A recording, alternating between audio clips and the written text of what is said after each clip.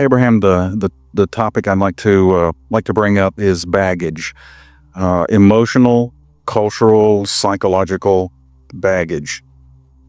I've got 3 old cars sitting out beside my garage that I've had in excess of 20 years. I've spent many happy hours making lists of what I want to do to these cars, the changes I want to make with them, the sequence of events, buying tools in preparation, and sourcing parts, and lots of time, lots and lots of hours. Over the past couple of years, though, I'm noticing that it's just not as much fun as it used to be. I don't get as much joy out of considering the process of working on these cars. And have you taken any action at all over the time that they've been there, or has it all been a mental game?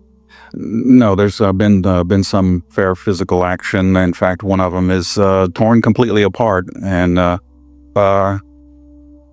causing no small amount of dissent from the other members of the household. But what it brings to me is that is it possible that we bring with us certain dreams and goals from earlier times that may no longer be appropriate now, or we may have... But they're not inappropriate or appropriate for any reason other than you're no longer keeping them alive, or you are keeping them alive. In other words, nothing is inappropriate in the sense that you shouldn't bring it. And we wouldn't use the word appropriate or inappropriate. We would call it active or inactive. When you talked about bringing baggage forward, emotional baggage in a variety of life aspects, we want to say that what we feel in the vibration of someone who uses the word emotional baggage, we would like to put it into the law of attraction vernacular and say any baggage that you continue to carry with you is something that you're keeping active in your vibration. And is there not some baggage that is beneficial? In other words, as Jerry and Esther move about, they've got baggage. And in the baggage, which is a positive word, they carry things that are essential to their experience. And so baggage is not a bad thing. So there are things you carry with you that are beneficial and a vibrational match to your now intentions. And there are, in the vernacular that you were offering it, baggage that you carry forward that no longer matches who you now are. Exactly. And this begins to get around to my real question. If there is such a thing as baggage with respect to earlier goals and plans and dreams, and of course we're all taught to follow through with your plans, hold to your dreams, don't just quit on projects and so forth. So perhaps I wonder if I have spent too much time bringing something along with me that I no longer need. Well, it happens. We can see what happens with some of you when you follow through with a dream. In other words, that's like saying, because I once said I wanted it, now I have to keep saying I want it. Whether there's any emotional movement in it or not, I have to keep wanting it because I once said I want it. And that's sort of in the category of that action journey that we were talking about, where we want you to be keenly aware of the emotional journey that you're taking now. You see, what happens is, as you're living a certain phase of your life, the aspects of your life cause you to set forth certain dreams. That's that launching into the future that you were talking about. And that doesn't mean that everything that you launch into the future comes into physical fruition. Only, as we said earlier today, they are held in vibrational escrow until you find vibrational alignment with it. And so we hear the powerful nature of this question. You're asking, is it possible that something that I've lived could have caused me to launch an intention or a desire or goal into my future experience that now is no longer a vibrational match to who I am now? And we heard in your question, even more importantly, do I have a responsibility to let in everything that I've launched from where I am? And we say it would take you 20 or 30 or 40 or 50 or maybe 1,000 lifetimes to let it all in terms of manifestation. And you are right, you are moving vibrationally through space and time so that very often you are not for very long or maybe ever a vibrational match to some of what you've launched, you have no obligation to live out any dreams. But what we notice is that the dream had an essence. There's lots of essence of lots of intentions that you've launched out here into this future experience. And as you will now focus upon the essence of that, the essence of it is the same, even though you may not now want to fulfill it by restoring the cars, you see. Because in the meantime, all kinds of other things may have changed. The way your neighborhood looks, or the way people in the neighborhood, or even a different neighbor, or even the way your family is beginning to look at it. In other words, there are all kinds of dynamics that are constantly shifting around. And as these different dynamics shift around, that doesn't mean that the essence of what you want can't still be fulfilled, but it may very well be fulfilled in a new way, not in the old way. So here's the answer. Took us a long time to get here, but here's the answer to this powerful leading edge question. We want you to follow the essence of the emotional journey and not worry about trying to fulfill all of the specifics of the action journey intentions. So that plays out to be something like, well, I still want to feel good, and I still want to have time to myself, and I still want to feel progressive and productive, and I still like to fiddle around with things, and I still like to focus, and I still like to make progress, but the way in which I do it can be varied. Is there any need then to periodically strip away the stuff that we have learned to be able to see who the real person is, or what our basic desires are? Well, it's what the process of caring about how you feel actually does. If you have a desire and a belief that matches it, then it is. But if you desire something that you don't believe or don't expect, then it's not going to be for now. And so your work is to bring your desire and your belief into the same vibrational place, you see. Your desires are being launched constantly, and your work is to get yourself feeling as good as you can feel moment by moment. And then the universe will yield to you all of these things that you've been asking for in even better demonstration than you could even have imagined them to begin with. In other words, the universe knows so much more specifically the timing and the specifics and the details of what you're asking for, even more than you do, because the universe has been listening to every intention that you've uttered from every life experience that you have lived. Everything and more that you have ever imagined or wanted is out there waiting for you to chill out and let it in. And it will come in ways that in some cases will surprise you, but in every case will delight you when you get into that place of just relaxing and allowing it to be.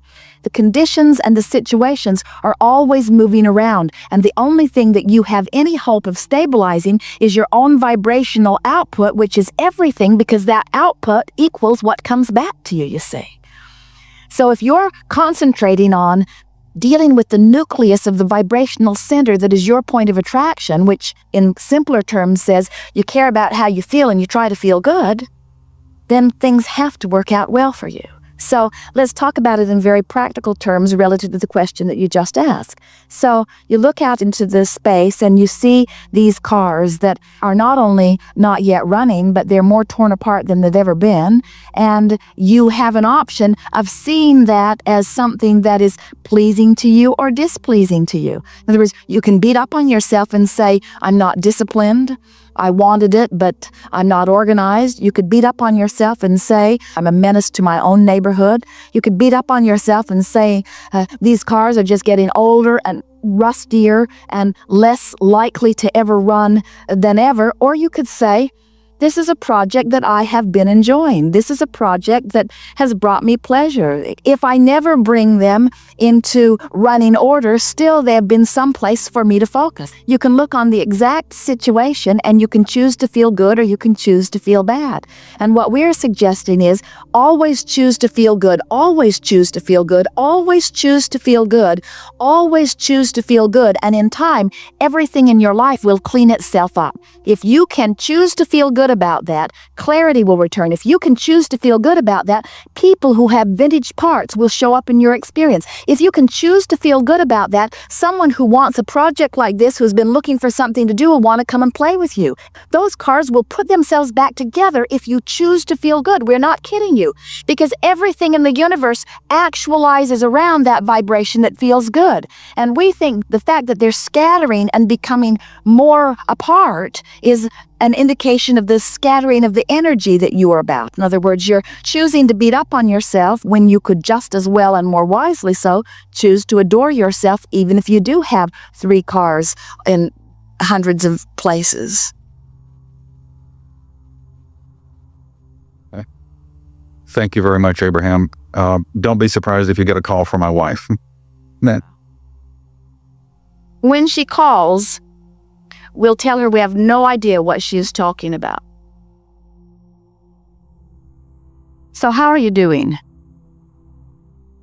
You starting to get the hang of this? Is there anything you're supposed to be doing? Are there things that are undone that you need to get done for any reason other than that you would feel better if they were done? Jerry and Esther had a very interesting experience recently. Someone brought them a book that was written in the 1930s. And Jerry read a bit of it to Esther as she was driving. And in the book, the author was talking about these fast-moving times. She was talking about how overwhelming her life was and how hard it was to keep up with. And Esther nearly drove the monster bus off the road.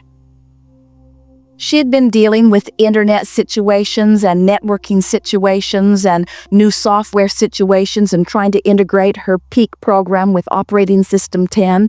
She'd been talking to technical support. And here is a woman from the 1930s who is struggling to keep up with her leading edge place. And Esther said, "This is fascinating. When we're on the leading edge, we're always on the leading edge. The leading edge is always that unfamiliar place where we must bring ourselves into the place of feeling good, even in the unfamiliar place." It was shocking to Esther because she thought about what the 1930s must have been like in terms of technology. She thought of her own mother, who has the same mixmaster she's had since Esther was a girl. The same 10-key Addy machine, the same electric typewriter. In other words, her life is not out of control. It's very much in control. It's boring, but it's very much in control. It is certainly not on the leading edge, you see.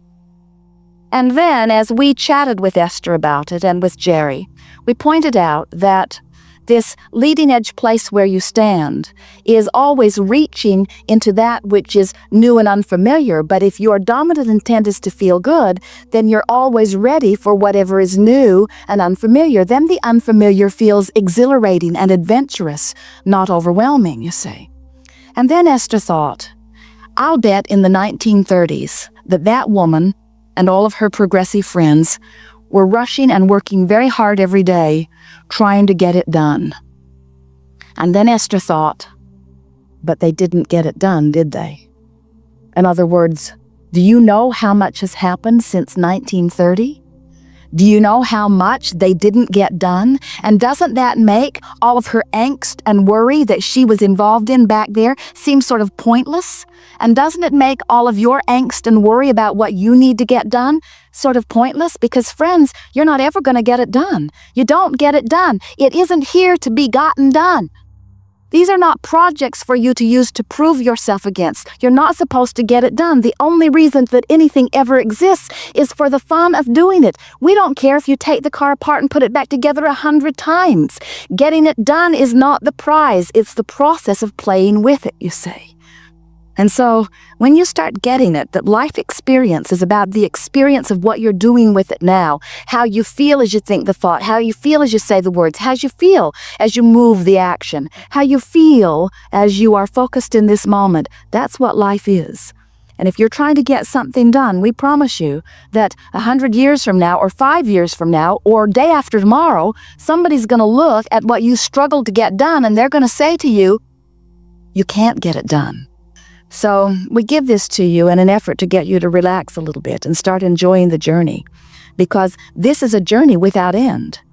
And if you're waiting till the end of some journey before you reward yourself with some accomplishment, then you're barking up the wrong tree. Life isn't about getting it done. It's like the perpetual vacation of finding circumstances and events to amuse you and interest you and call you forward, but it is not about getting anything done.